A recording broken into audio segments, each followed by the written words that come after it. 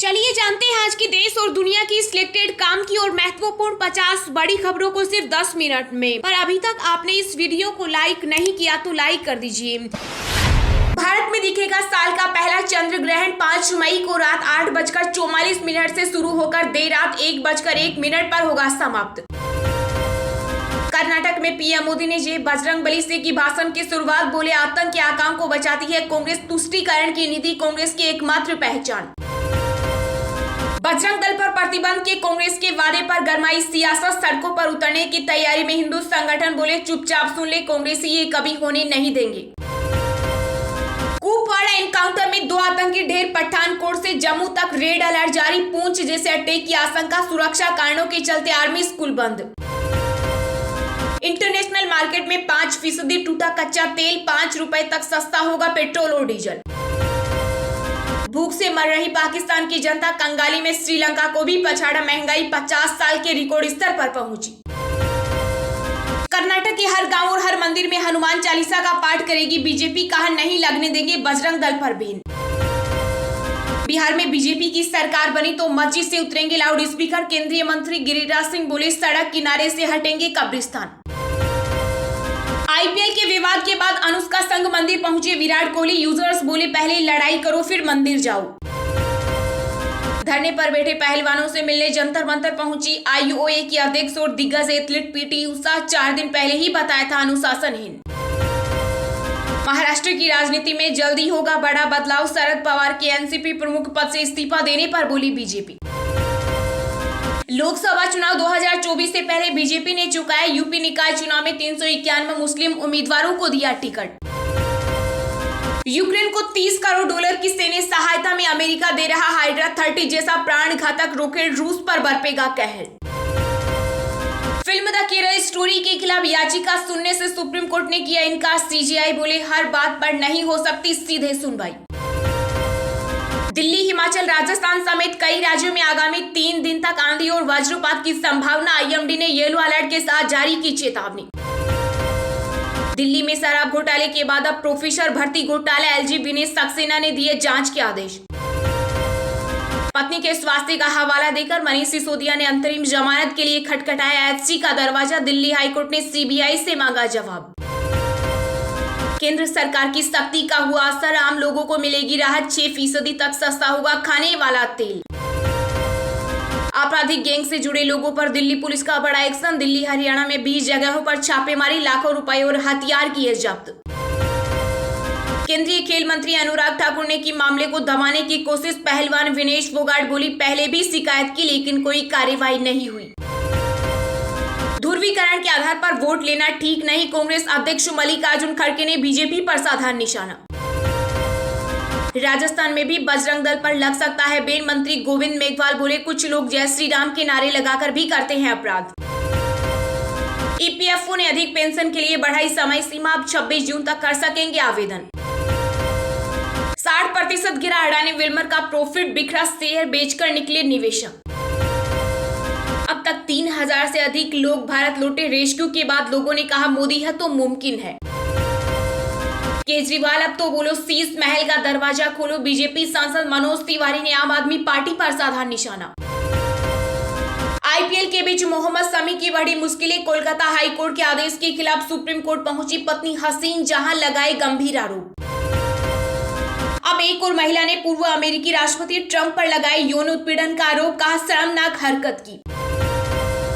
लखनऊ को बड़ा झटका, आईपीएल से बाहर हुए कप्तान केएल राहुल और उनादकट, डब्ल्यूटीसी फाइनल में खेलने पर भी संशय। आडवाणी जैसा होगा हाल, भेजे जाएंगे जेल, बिहार में बागेश्वर धाम धीरेन्द्र शास्त्री के कार्यक्रम को लेकर मचा सियासी बवाल। पूरे पाकिस्तान में एक ही दिन चुनाव करने पर बनी सहमति, सरकार और विपक्ष की बैठक के बाद लिया गया फैसला। कमलनाथ बताए बजरंग दल पर बैन से सहमत है या नहीं, कर्नाटक में कांग्रेस के घोषणा पत्र पर मध्य प्रदेश के गृह मंत्री नरोत्तम मिश्रा हुए नाराज।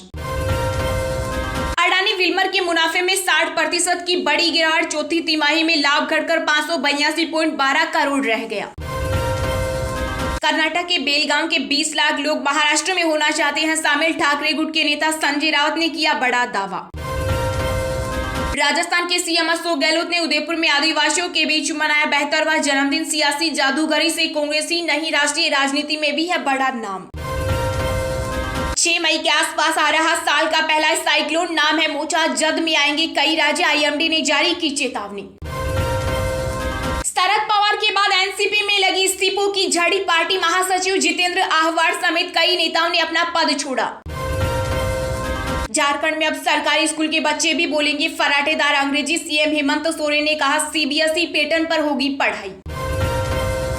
विराट कोहली और गौतम गंभीर की बहस पर यूपी पुलिस ने ली चुटकी, कहा डायल कर 112। केंद्रीय गृह मंत्रालय ने लिया बड़ा फैसला, जम्मू कश्मीर और लद्दाख में नहीं होगी जवानों की गिरफ्तारी। एनसीपी नेता शरद पवार ने फेंकी सियासी गुगली, इस्तीफा देकर एक तीर से साधे कई निशाने।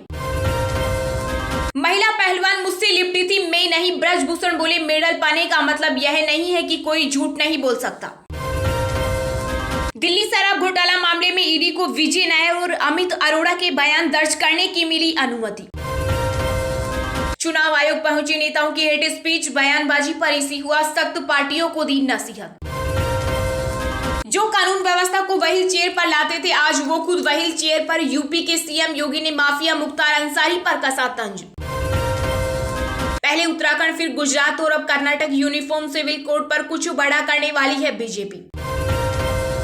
रामचरितमानस पर आपत्तिजनक टिप्पणी के मामले में यूपी पुलिस ने सपा नेता स्वामी प्रसाद मौर्य के खिलाफ चार्जशीट की दायर।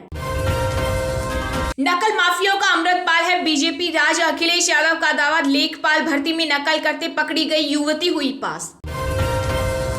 शादी को मान्यता दिए बिना समलैंगिक जोड़ों को दिए जा सकते हैं कुछ अधिकार, विचार के लिए केंद्र सरकार बनाएगी कमेटी।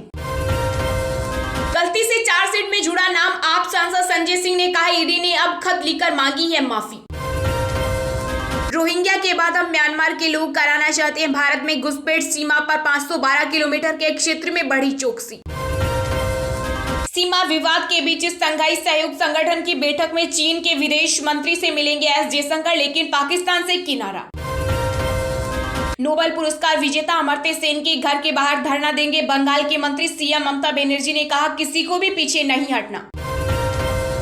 निकाय चुनाव में सुरक्षा चाक चौबंद, बवालियों पर लगाम कसने इस बार घोड़े से आएगी यूपी पुलिस। चलिए अब जानते हैं जो आम आदमी के काम की और फायदेमंद खबरें हैं उनको विस्तार से। पर इससे पहले अभी तक आपने इस वीडियो को लाइक नहीं किया तो लाइक कर दीजिए।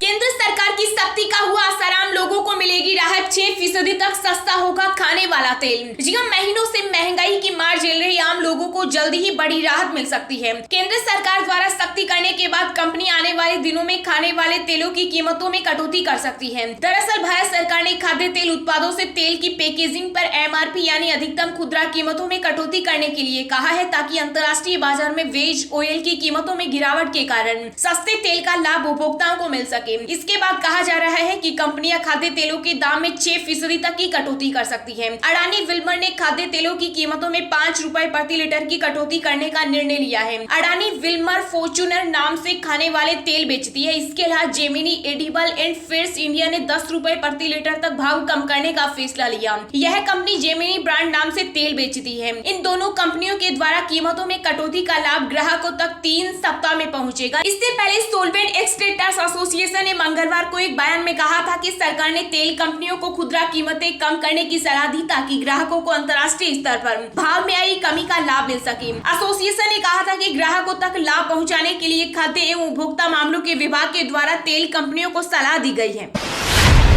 कर्नाटक के मुदबिद्री में पीएम मोदी ने जय बजरंगबली से की भाषण की शुरुआत, बोले आतंक की आकाओं को बचाती है कांग्रेस। जी हां, कर्नाटक विधानसभा का चुनाव प्रचार अपने आखिरी पड़ाव पर है। चुनाव के लिए अगले हफ्ते वोटिंग होनी है। ऐसे में वहां पर फुल स्पीड में चुनावी प्रचार किया जा रहा है। प्रधानमंत्री नरेंद्र मोदी खुद ताबड़तोड़ चुनावी रैली कर रहे हैं। वहीं राज्य के चुनाव प्रचार में बजरंगबली अचानक चुनावी मुद्दा बनते जा रहे हैं। खुद पीएम मोदी ने बुधवार को अपनी पहली चुनावी रैली में जय बजरंगबली कहकर भाषण की शुरुआत की। दरअसल ये पूरा मुद्दा कांग्रेस के घोषणा पत्र से शुरू हुआ था। कर्नाटक कर्नाटक के लिए अपने घोषणा पत्र में बजरंग दल और पीएफआई जैसे संगठनों नफरत फैलाने वाले लोगों को खिलाफ रोक लगाने का वादा किया है। इस पर बीजेपी ने पूरे मामले को हनुमान जी से जोड़ दिया और कांग्रेस पर निशाना साधा। इस बीच पीएम मोदी ने मूदबिद्री में जनसभा को संबोधित किया। जनसभा में पीएम मोदी ने बताया कि उनकी कोशिश यही है कि कर्नाटक राज्य औद्योगिक विकास के मामले में देश में नंबर 1 बने। उन्होंने बताया कि उनकी कोशिश यह भी है कि कर्नाटक कृषि विकास के क्षेत्र में भी अव्वल रहे, साथ ही कर्नाटक स्वास्थ्य और शिक्षा के क्षेत्र में भी अन्य राज्यों से कहीं आगे रहे। राज्य के विकास को लेकर पीएम मोदी ने कहा कि भाजपा कर्नाटक को विकास के हर क्षेत्र में पहले नंबर का राज्य बनाना चाहती है, जबकि कांग्रेस पार्टी दिल्ली में अपने शाही परिवार की सेवा के लिए